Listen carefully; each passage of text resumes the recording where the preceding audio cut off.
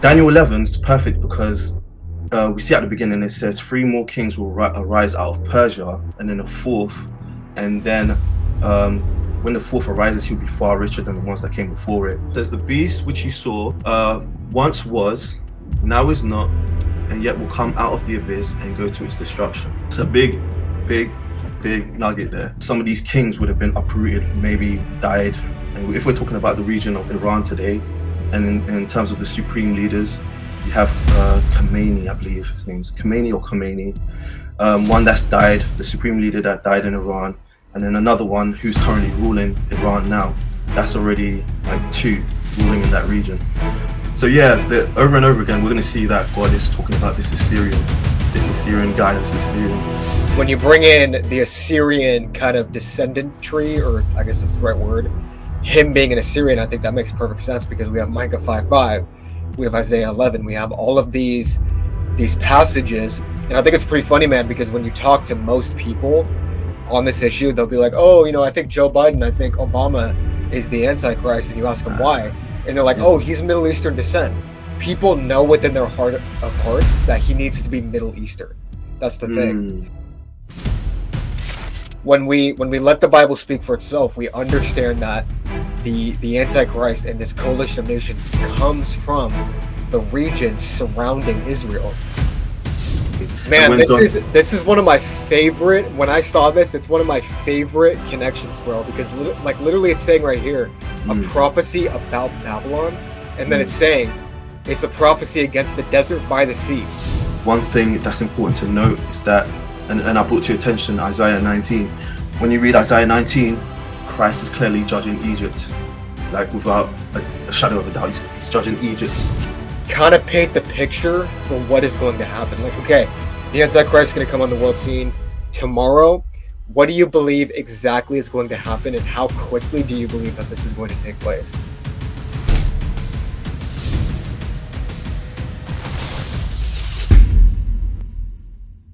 Thanks for coming on today, man. Thanks for reaching out. He actually reached out to me because he wanted to explain some of his beliefs. And so let's just go ahead and get into it for our audience. Sweet, let's do it. Let's do it, man. What do you specifically believe about Gog and Magog? When it comes to Ezekiel 38-39, what is your opinion on what this invasion is going to be? Right, great question. When it comes to Gog or Magog, I think it's important to look at what we know from, the consensus would be that these two names, or Gog or Magog, are two separate nations. Like from the get-go, it talks about them being two separate nations, Russia, and it sort of talks about China as well. And I think from the get-go, there's things we have to iron out and clearly say that this doesn't fit. It just doesn't fit. So my perspective is that Gog is an individual who rules the land of Magog, and Magog would be the landmass Turkey today. Gog is the Antichrist as well. He is the beast that the Bible talks about in Revelation 19 as well. Revelation 13, he's that character.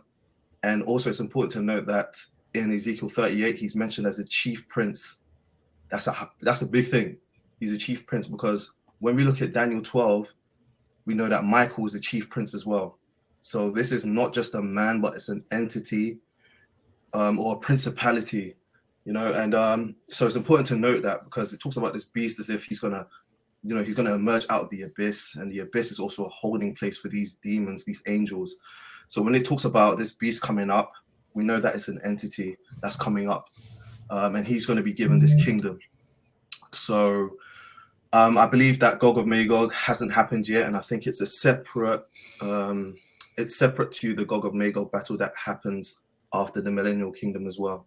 Mm-hmm. So that's sort of like a little brief understanding of Ezekiel 38-39.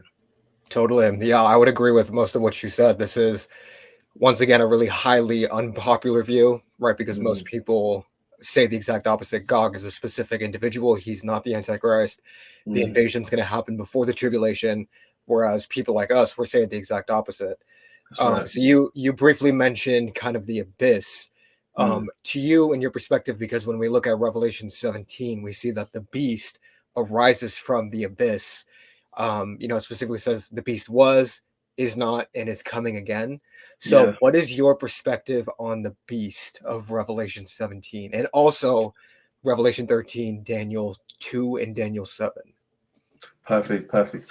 So you mentioned that he was and is not and is about to come out of the abyss. Now, contrary to that, you're going to notice that Christ is also mentioned as he was and is to come. And Christ came from heaven down to earth, and this guy's coming from the abyss. So it's like the total opposite. So we're looking at an entity who's opposed to Christ in every way. And he's coming from underneath, he's coming from the abyss, the realm of where these angels are locked up, and he's coming to cause havoc, basically. So how do we tie this to Daniel, the book of Daniel? Very important. Daniel kind of expounds on what the beast is to an extent, but he doesn't go in depth to like the point that Revelation does, because Revelation identifies the bodies that incorporate this beast. So when you look at Daniel 7, Daniel 7 talks about the four beasts that come out of the sea.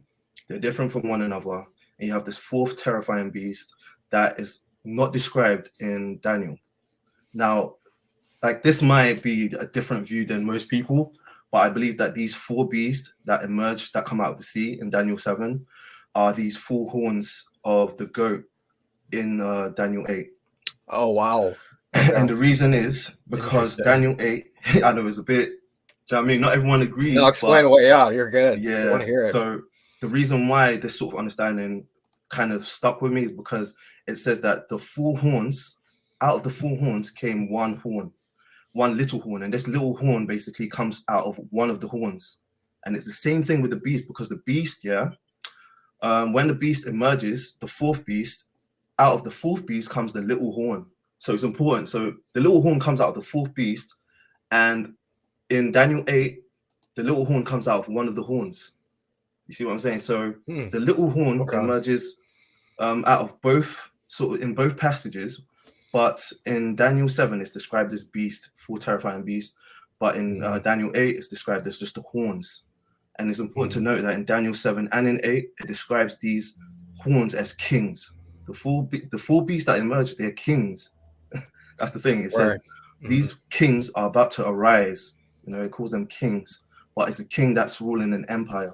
And it's going to get even crazier because these four beasts also, I'm about to go on a bit of a rabbit trail as well. But these four beasts as well, I sort of see them as the four angels coming out of the Euphrates River, right? Because these four angels that are going to emerge out of the Euphrates, I don't know how you feel about the principalities and how that works, but I'll just touch on it just a little bit so you can see my understanding.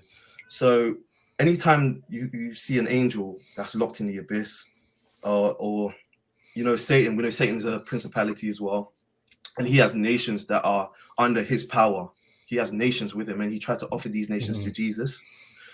So, and just try and follow me on this. This is going to be a bit, a bit off trail maybe, but it's important because Satan has nations under him. He has authority. He tries to transfer that authority to Jesus because he needs a human vessel, a man, in order to transfer that power to. So he can't really do he can, but he can't really do anything without like a human king or human vessel in order to pass this authority to. This is why he gives that authority to the beast, because when the beast emerges, he's a man. Do you know what I mean? And so that's another reason as well, because I believe that the beast is an entity, it's an angel that's going to emerge. It's going to come up as a man as well. It's literally going to come up as a man. I get that from like Psalms 82, because Psalms 82, God is residing in the sort of the heavenly court, and he's rendering judgment between the angels.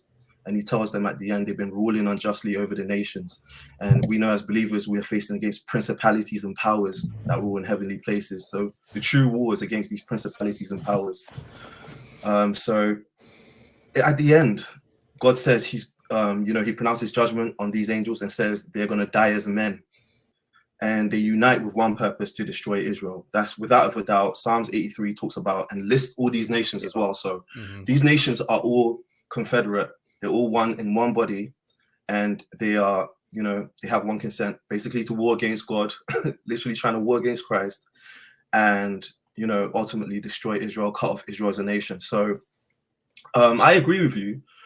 I think the reason why I believe the goat is obviously I believe the goat is this well, it would have been Greece back then to Daniel, but in our modern times Yavan would be the region of Turkey today. So Turkey, these four horns emerge out of Turkey, but it says one of these four horns, because we have to, this is the thing about the book of Daniel, everything that Daniel was saying was about the end times. Like he would say over and over again, not even him, the angel would say over and over again that this is for the appointed time of the end. So there's going to be a huge confusion over the book of Daniel. And at the end times, knowledge would increase when it comes to, understanding what the visions were about. Because Daniel was the wisest in Babylon. He was the wisest, but he couldn't understand his vision. He couldn't understand it because it's not for his time, it's for the time of the end. So we as believers, we need to be just looking into the scriptures and then just, allowing the Holy Spirit to actually teach us and interpret it for us. Just understanding the way the tradition teaches us doesn't allow us to look at the scriptures through an open lens and allow the scriptures to interpret itself, because there's already tradition put on it. So it's important to read it with a fresh mindset, fresh eyes, because Daniel is literally about the future. So you said it perfectly, that Daniel 11, and it's not just Daniel 11, because Daniel 11 starts off with Daniel 10, because the vision starts off in Daniel 10, and then Daniel 11, then Daniel 12 is all one vision. It's like just one vision from that time the angel comes to him in Daniel 10. So it's throughout.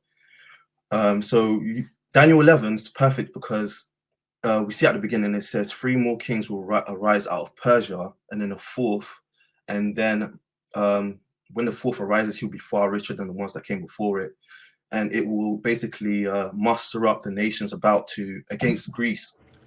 Now, where do we see that? We see that in Daniel 8. Literally, we see that in Daniel 8. That the ram, but it only has 2 horns there. But because some of these kings would have been uprooted, maybe died. And if we're talking about the region of Iran today, and in terms of the supreme leaders, you have Khomeini, I believe his name's Khomeini, one that's died, the supreme leader that died in Iran, and then another one who's currently ruling Iran now. That's already like 2 ruling in that region. But it says a third and a fourth will come. So if this Ayatollah, something happens to him or something, or he's out of power or dies or something, a third ruler and a fourth ruler will rule simultaneously, and the fourth one would have some sort of influence over the nations. Like he's going to be far richer in power, and he's going to muster up people against the region of Turkey, right? And when this happens, that's when you have the great prominent horn, breaks the 2 horns of the ram, and out of him, when he's broken, the 4 horns come up. Now these 4 horns say it goes to the 4 winds of heaven. The same description that's used in Daniel 7. When these 4 beasts come up, it says they go towards the 4 winds of heaven. So it's the same sort of terminology, same language that's used. And it's just out of one of them, the little horn emerges. And the 4 beasts as well, out of one of them, the little horn emerges. So these 4 horns could symbolize these 4 angels that are going to be released, that also have an empire or an authority that's going to be restored back to them. And the last point as well, because this might be a bit too, do you know what I mean? A bit too in depth. I'm just keep talking, man. We want to hear it. That's what we want to hear. Cool. Revelation 17, you're going to see this. God says he has basically put it in them, right? I just want to get that verse actually. Yeah. Okay, so we are at Revelation 17:1. That's it. So if we scroll a little bit down, I gotta put this big screen. Do you know what verse specifically you're looking for? If we go down to somewhere towards the end, I'm just trying to go off head. There it is. So good. Verse 17. Okay. For God has put in their hearts to accomplish his purpose by agreeing to hand over to the beast their royal authority right? They had royal authority before, right? That was taken from them, but now it's being restored back to them because these angels, when they're locked in the abyss and they come out, their authority is restored back to them. They rule over these nations again. That's why when they emerge, the fourth one, the reason why the fourth one takes over the previous three, because I know you've seen that in Daniel as well. It says that the little horn takes away 3 horns. He takes away those 3 horns, takes away the power from those 3 horns, and then he has basically the embodiment of all the previous beasts because he takes over that whole empire. You see, so the reason why he does that is very clear in the text that he's given the authority to, and that authority that he's given is from the dragon, and that dragon has that authority over that whole sort of, do you know what I mean? So he's able to conquer these other previous entities, these other 3 angels that come before him, and then he takes the kingdom.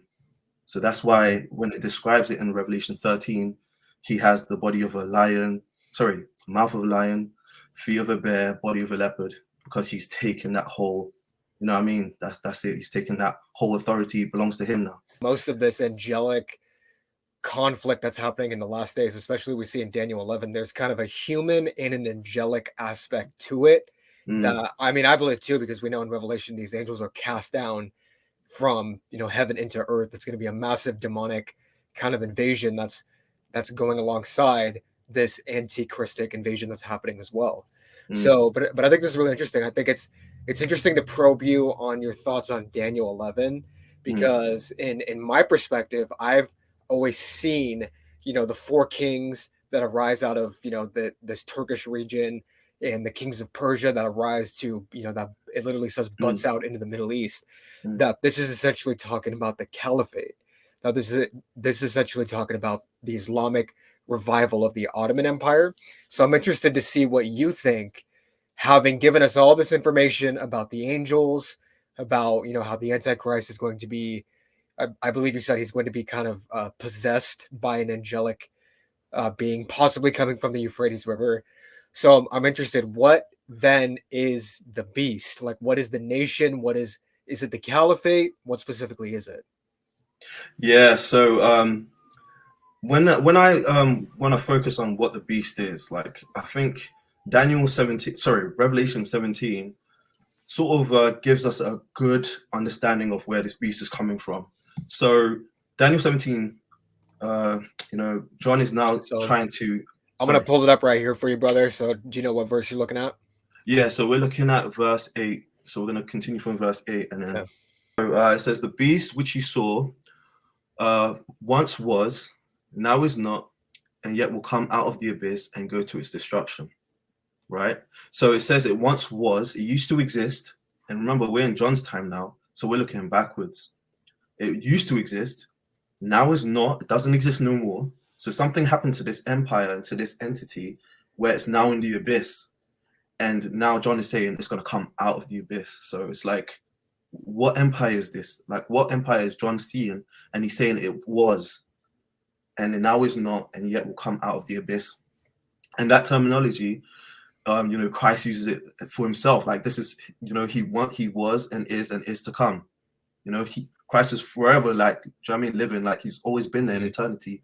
He was, he is to come. But this guy was, is not, and is about to come out of the abyss. That's a big nugget there. Right. So we're looking backwards now from John's perspective. 5 empires fell in his time. And he says one is, which is the Roman Empire. We know the Roman Empire was in effect in his time. But we can also find out what these previous empires were. It's very clear that they're, you know, Egypt, Assyria, Babylon, Persia, and Greece, you know, and we know that the 6th one is Rome. So he says one of these previous empires, one of them is this beast, is currently wounded and will arise again. So we have to look. So hold on, can we back up real quick, brother? So where specifically does it say that the one that is before the Rome? Because Rome is the one that is.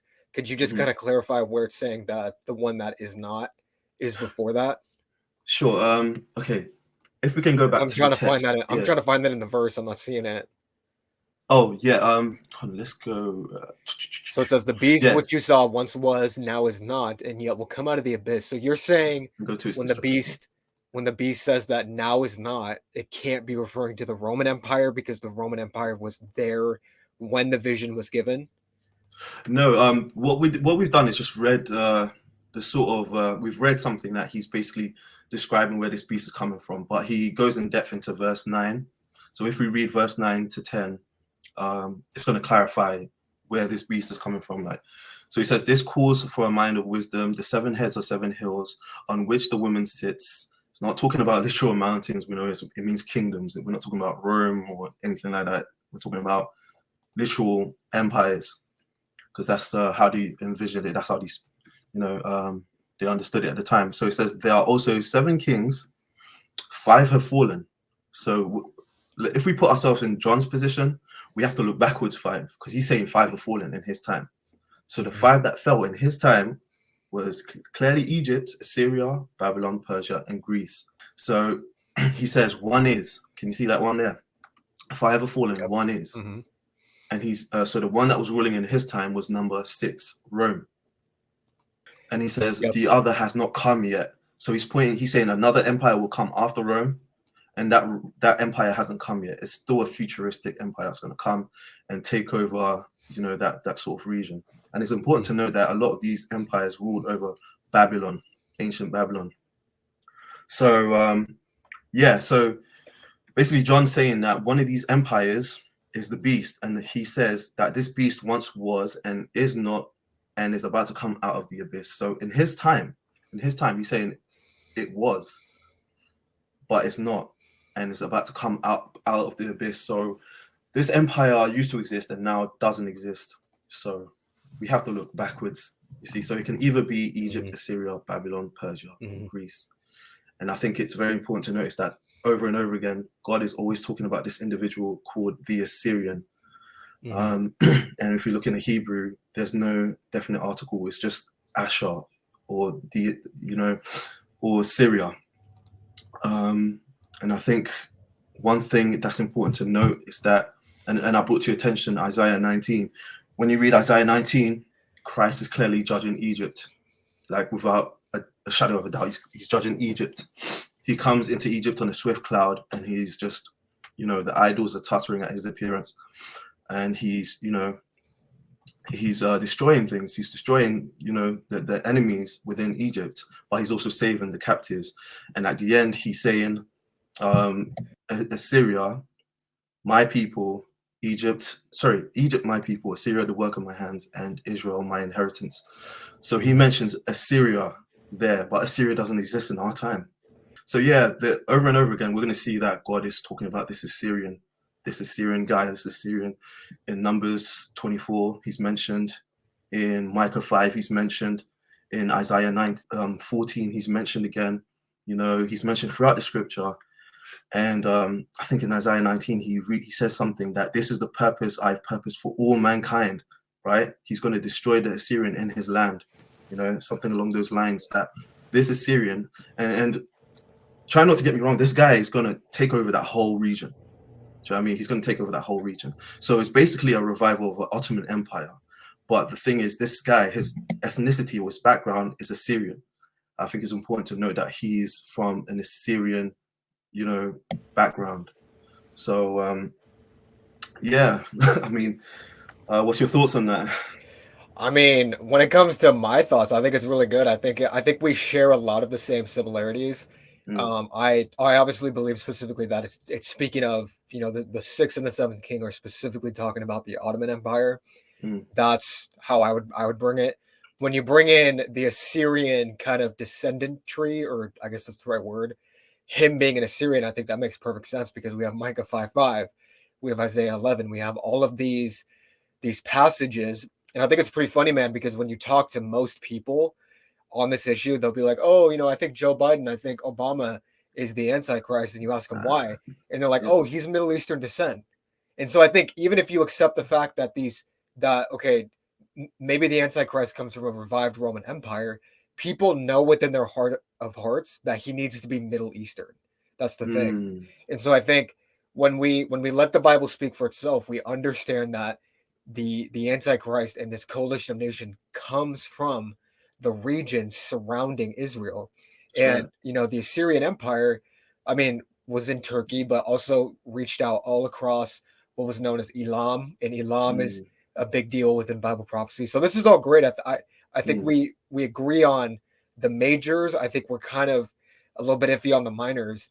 But yeah. so then I want to ask you, okay, so we understand then from your perspective that the Assyrian Mm. is, so he's coming from the Assyrian Empire. So do you think this has to do with Islam? Like, do you think he's going to be an Islamic figure? And also, how does this relate in your perspective to the mark of the beast?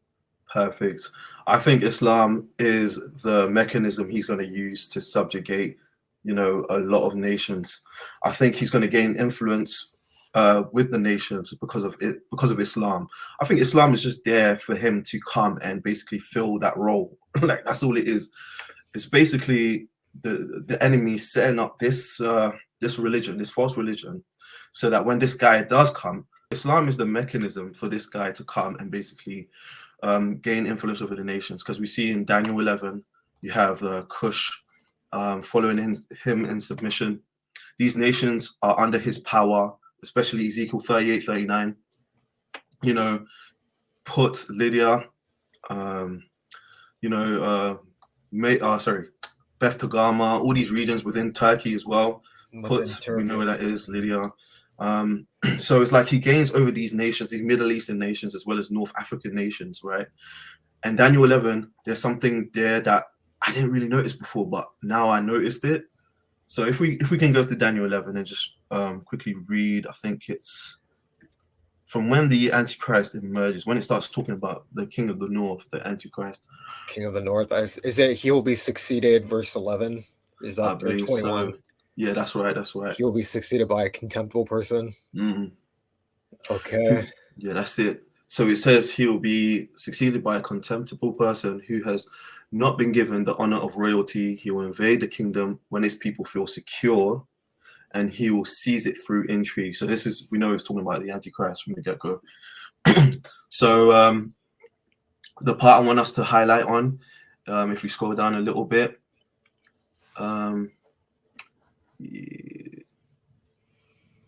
just a little bit more. Let's have a look. The king who exalts himself. I want us to like really home in on this part here, because something happens here which it's going to be important to the viewers. I mean, for us to look into it anyway. So it says the king will do as he pleases. He will exalt and magnify himself above every god, and will say unheard of things against the God of God. So straight up, a lot of people say the Antichrist just comes, he claims to be God, and a lot of people just go and worship him, like. And a lot of people think that's the Pope. That Pope is claiming to be God, and that understanding is just wrong. He's blaspheming God, and as well as like claiming to be God. Like, how can you blaspheme God and then claim to be Him? It's just like doesn't make sense. Exactly. Yeah. Yeah. So he, he basically magnifies himself and says unheard of things against the true God, Yahweh. Right? He will be successful until the time of wrath is completed. So everything this guy's going to do is going to work in his favor. And he's going to basically, take the kingdom. It's going to be a bit fuzzy in my eyes. I can't really see it. Oh, you're good. Yeah, you can go ahead and bust out your Bible if you want. It says, so I'll read it. He says, until the time of the wrath is completed, for what has been determined must take place. He will show no regard to the gods of his ancestors or to the one desired by women, nor will he regard any god, but will exalt himself above them all. Instead of them, he will honor a god of fortresses, a god unknown to his ancestors. He will honor with gold and silver. With precious stones and costly gifts, he will attack the mightiest fortresses with the help of a foreign god, and will greatly honor those who acknowledge him. He will make them rulers over the many and will distribute the land at a price. Yeah, so you see that, right? This is important. He is going to basically have this god, this foreign god, help him out somehow. This God is going to be helping him. So he's going to give, he's going to blaspheme God. He's going to give, he's going to basically point to this foreign God and say that this God here is like the one helping me out. And this God is going to help him out. And where do we see this God in Revelation? The Bible tells us in Revelation who this God is, this foreign God.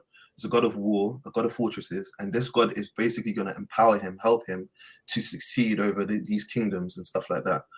So, do you know where in Revelation it says that? yeah. So in Revelation, it's literally Revelation 12 and 13. The dragon that gives him power and authority. Oh, so the dragon, so Satan himself. He's this foreign god that's going to give him. God. Yeah.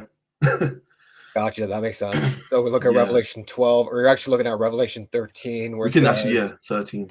So it says, the dragon stood on the shore of the sea, and I saw a beast coming out of the sea. It had 10 horns, 7 heads. He resembled a leopard, had the feet of a bear and mouth of a lion. The dragon gave the beast his power, his throne, and his great authority. Great authority. So that's, we see the same thing. I think that's really interesting. Guess what? The authority is power over nations, right? Because when Satan was trying to give this to Jesus, he said, all this, he showed him the kingdoms of the earth, took him to a high mountain, showed him the kingdoms of the earth, and said, all this has been given to me. Jesus didn't say, nah, this actually belongs to me. Do you know what I mean? Because Satan basically took that inheritance from us, took that authority from us. It was initially ours, but he took it. And now he is trying to present it to Jesus. But we know Jesus, he knows the mission, right? So Jesus is ultimately going to regain the kingdom again and give it to the Father. But Satan was trying to, his snaky ways, he was trying to basically, So we know that authority is authority over nations. And that's why Jesus was basically, not Jesus. That's why the enemy made it clear that, these nations belong to me. They're his, basically his inheritance. So if he transfers this authority to this beast, automatically that beast gains those kingdoms. So that's what we see in Gog and Magog and Ezekiel 38, 39. Somehow these nations are going to look at this guy and follow him. And just, they stick to him. They stick to his scales. There's a reason why I'm saying that as well. It's a bit of a nugget. But yeah, they follow him in submission because he has that authority. So when he emerges... It says right here that the people worship the dragon because he had given authority to the beast, and they also worship the beast and asked who is like the beast, who can wage war against it. So that all makes perfect sense for Revelation 13. That's right, yeah. And another thing I realized is I don't want to really divert too much, but this beast also is also Leviathan. So when the Bible's describing Leviathan, this great sea monster with several heads, in Psalm 74 says, the Lord will crush the heads of Leviathan and give him as food to the creatures in the wilderness. So this Leviathan creature in Job 41, God says it's indestructible. Only God can kill this creature. And it's like, why is that? Why would God create this terrifying creature that dwells in the seas that only he can destroy? And God starts off by saying in Job 41, it's like, who can put hooks in the jaw of Leviathan? Who can bring him out? Right? Oh, yeah. And he has multiple heads, So when you read Ezekiel 38, 39, God says the same thing. I'll put hooks in your jaws, multiple jaws. Multiple jaws is important. And God is using several hooks in his jaws. So his whole head, the whole head of Leviathan, the heads of Leviathan, he's going to bring it out from the sea. And when he does, this guy, this Gog character appears, and these nations muster up to him. So Leviathan is basically the beast. And yeah, basically, it's basically describing him as indestructible, and only God can kill him. He's going to be successful in all his ways until Jesus literally comes down and destroys him and leaves him as food for the animals in the wilderness. Where do we see that in Revelation 19? After he fights against the beast and the false prophet, the great supper of God describes, how their carcasses are going to feed these animals in the wilderness and the birds in the sky. And we see that in Ezekiel 39 as well. Yeah. Yeah, that makes sense. I think that's the first time I've heard that connection with the hooks in the jaw, because the popular prophecy teachers like Amir Tisfarti are talking about, it's going to be like, it's going to have to do with Russian gas and they're going to have to come in. But this is going back again, all the way back to the Bible, when God was talking about Leviathan, and Leviathan is the personification of this last days empire that's coming again.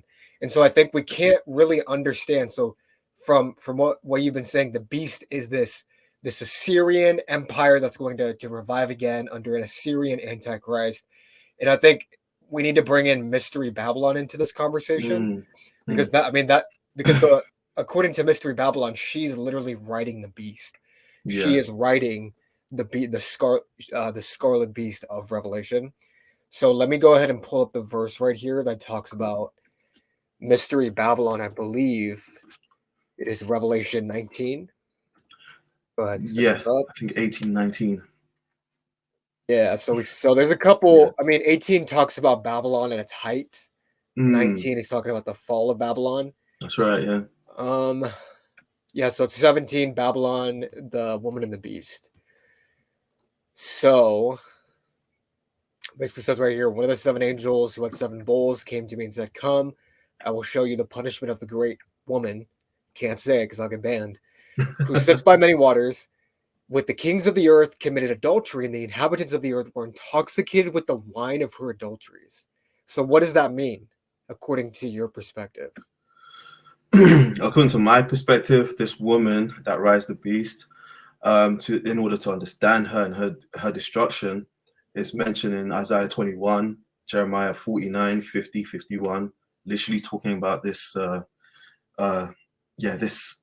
this woman who basically controls the nations somehow. It has this influence over the nations whereby these nations can't seem to get away from this wine that gives them this sort of pleasure. But ultimately, she's going to be destroyed by the beast. So if we go to Isaiah 21, it actually uses the same announcement in Revelation 17, I believe.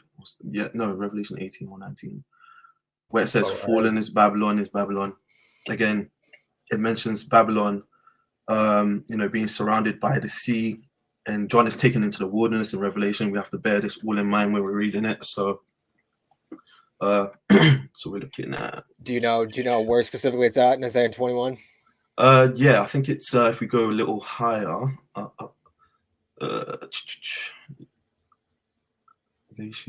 21, a prophecy against the desert by the sea. Desert by the sea, exactly. Man, this is one of my favorite. When I saw this, it's one of my favorite connections, bro. Because literally, it's saying right here a prophecy about Babylon, and then it's saying it's a prophecy against the desert by the sea. That's right. Yeah. Yeah. You can't miss it. So explain to our audience what this is saying, because once you understand, it's wild.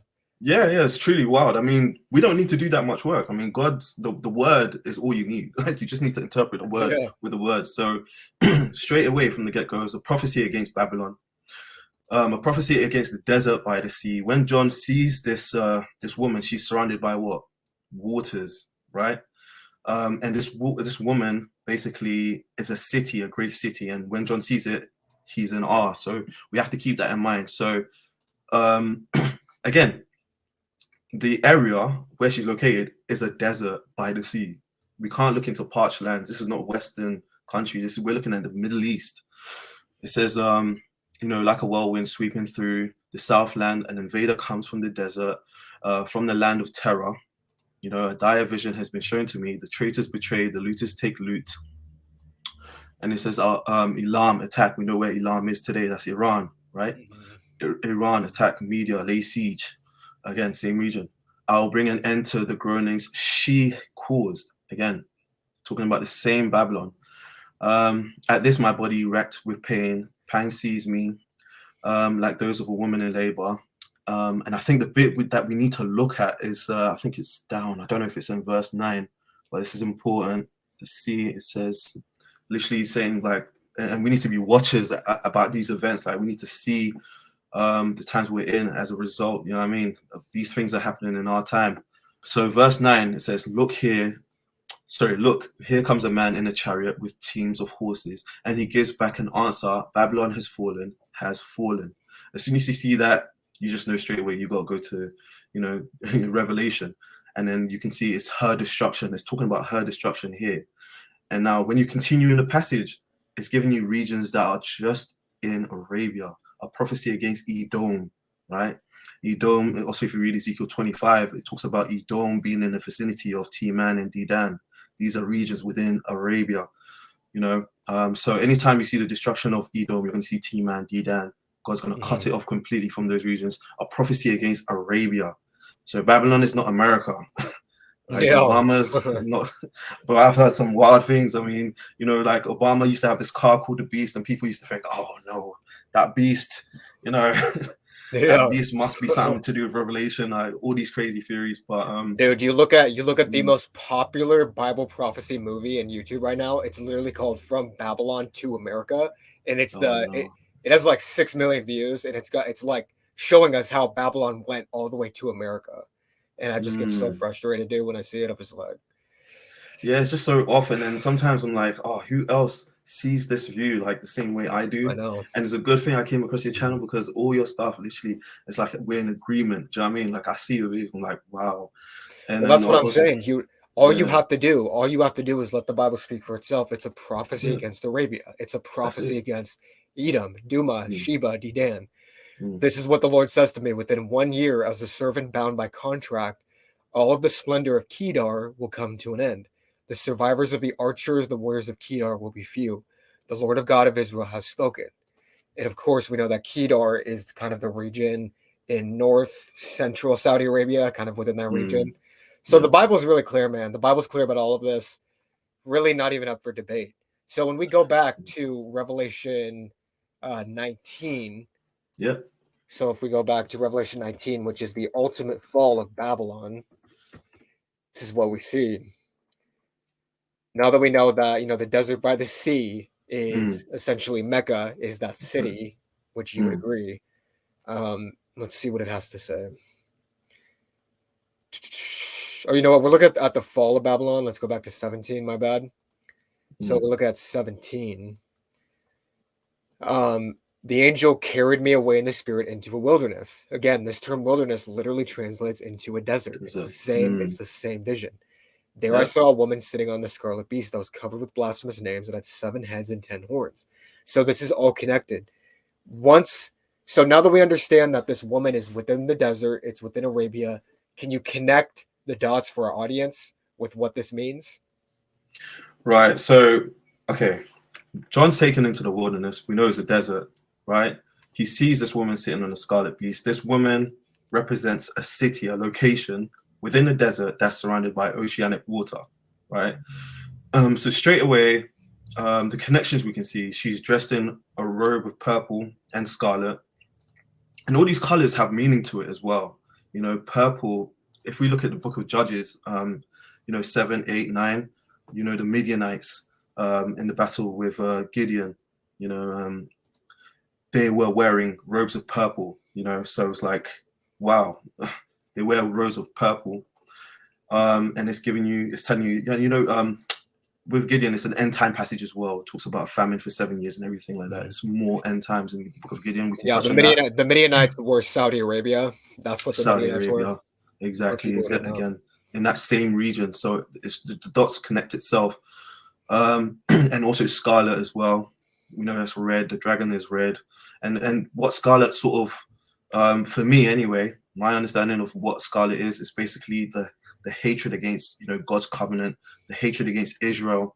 We see Esau, he's described as red.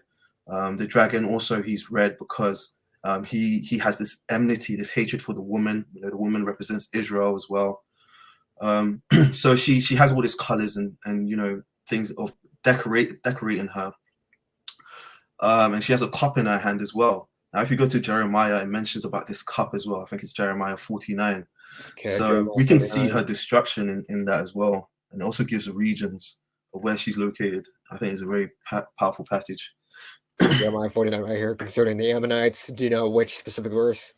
Okay, so it says in verse 12, this is what the Lord says: if you who do not deserve to drink the cup must drink it, why should you go unpunished? But you must drink. This is a prophecy against Bozrah. If not this one, it might be a bit thing, but it might be 50. What I do know is okay. So we're in Jeremiah 49. This only goes to 39. No, if we try 50, because we're going to see the cup. Oh, Jeremiah 50. Okay. Yeah, Jeremiah 50. If we go to the 50, we should see it. Sorry, it's just I'm trying to go off memory. I should have. So flee out of Babylon again. So if we start from there, right, flee out of Babylon, leave the land of the Babylonians. So the Babylonians have a land. Again, the inhabitants of Babylonians, or the citizens of Babylon would be the Chaldeans, right? Chaldeans. So leave the sorry. Oh no, go ahead. Yeah, so it says leave the land of the Babylonians. So she has a land, and it says, and be like the goats and lead the flock, for I will stir up and bring against Babylon an alliance of great nations from the land of the north, right? It's talking about the same destruction. Her destruction comes from the north, right? And they will take their possessions against her, and from the north she will be captured. Their arrows will be like the skilled warriors who do not return empty-handed. So Babylonia will be plundered. All who plundered her will have their fill, declares the Lord. If we keep going down, you're going to see like how it talks about this woman, right? I think so where else do we see like Babylon being described as a stone, like throwing a stone into the water, basically describing her judgment, how she would sink into the depths of the abyss and never arise again. If we go to Revelation and we see her destruction, it's described the same way. You know, tie a huge millstone and throw it into the sea, because with such a violence, Babylon has been destroyed, you know. Yeah, that makes sense. So this is all good, man. So we're really looking at, you know, the identity of Babylon. We're looking at the identity of the beast. So in this last section, kind of paint the picture for what is going to happen. Like, okay, the Antichrist is going to come on the world scene tomorrow. What do you believe exactly is going to happen, and how quickly do you believe that this is going to take place? Wow. So these things could happen in a matter of years. You know, a lot of like the tribulation period in itself, 7 years long. Do you know what I mean? But the things that would happen before this beast emerges, I think that's what Daniel was describing. So Daniel 8 would be the beginning of how this empire would begin to form. We need to note one thing really quickly. In Luke 21, Jesus says, look at the parable of the fig tree. The fig tree represents Israel, but he also says, look at the other trees. And these other trees are the surrounding nations, you know, around Israel. When they begin to, you know, blossom or bring fruit, or when, you know, we've seen Israel become a nation in 1948, but these surrounding nations would also have to muster up and also begin to be a power again.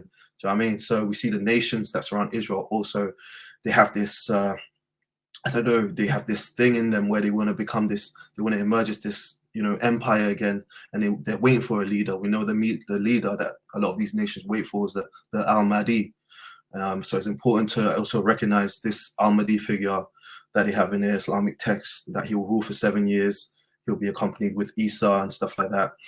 It's very important to look into that too. So the things that would happen that we need to look for, Daniel 8, we need to look for a war between sort of Iran and that region of, you know, Turkey today.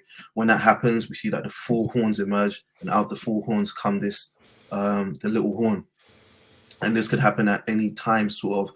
So we just have to be watchful about these things, because Israel is already a nation. We're waiting for the surrounding nations to literally begin the process, I guess.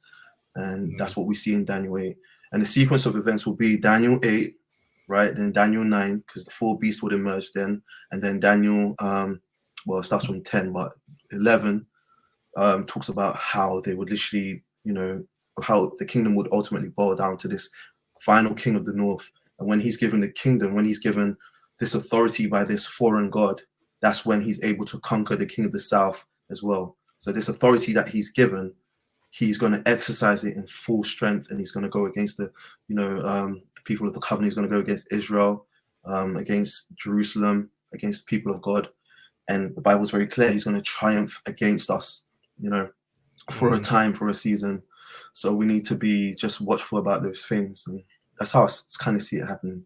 And one last point, Islam is definitely just setting, it's basically just the, it's just setting the stage for this guy, pretty much. It's just setting the stage for him. As soon as he emerges and he's recognized as the Al-Mahdi, these nations are going to flock to him, and he's going to have influence over basically 1.8 billion people. We see this distinction of the beast is going to turn on the harlot. The beast is literally going to turn against, is going to have nothing to do with Mystery Babylon. And we know that that's going to happen even within Islamic traditions. When the Mahdi comes onto the scene, he's going to march and invade the Kaaba. He's going to march and invade the city of, you know what I mean? And so it's all happening literally before our very eyes. We need to be watchful. We need to be ready because Jesus says he's coming like a thief. You know what I mean? And so I think all of this Bible prophecy information is good. But to those who are listening, seriously go read Daniel 8, read Daniel 11. And I believe you said read Daniel 7. That's right. Yeah. Daniel 7. Daniel 7. If you read it in that order, if you understand it, because I can't unsee it now. Like before, I used to think it was the, Alexander the Great and the kingdoms and then 4 generals. The thing is, it kind of doesn't fit with history. It doesn't fit with scriptures. When you look at Alexander the Great, after his death, the empire fractured into dozens, right, before it ultimately came down to 5. And Antigonus, the one-eyed, was one of these generals as well. So it creates a lot of confusion. But when you look at it as this is yet future, and this is basically going to culminate down to this individual, you cannot unsee it. It's one of those things. So we have to stick solely with the scriptures, even if we have to abandon certain traditional understanding, Right. This was fun, man. I enjoyed having you on. This was great. I think it was really informational. So where can my audience kind of reach out to you? How can they, do you have a YouTube channel? Do you want to maybe shout out anything? Yeah. So guys, I've got a YouTube channel. I just started it literally. It's been about 3 months, but my channel's called Glorified Message. And basically we've got a couple videos on there right now. It's a Prince to Come, part 1 and part 2. And we've got a Rapture video currently up as well. For the coming future. Oops, sorry about that, guys. But he's gonna get his lighting situation figured out eventually. Man, this light is just weird. But so basically when as time progresses, I have more videos coming up. But for the minute, it's just a bit because of time and stuff, and I work a lot. So but hopefully, I'll start doing more consistent videos.